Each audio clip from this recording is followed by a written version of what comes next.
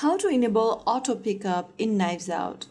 Hi everyone, welcome back to another video from Tech for Gamers. In this video, you are going to be learning how you can turn on the auto pickup on Knives Out. Turning on the auto pickup can save you tons of time and help you focus on surviving instead of looting manually. So here is how you can do it.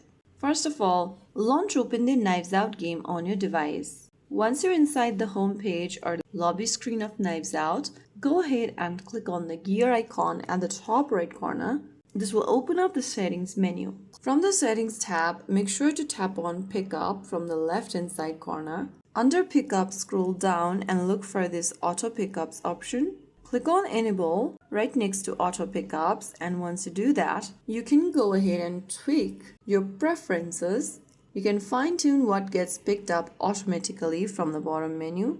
Select any item you want to auto pick up and make sure that it is selected enable right next to it. And once you do that, whenever you find an item nearby and walk through it, you'll be able to automatically pick it up. So that is how it's done. If you found the video helpful, don't forget to like, share, and subscribe to our channel. I will see you again in the next video. Stay tuned and thanks for watching.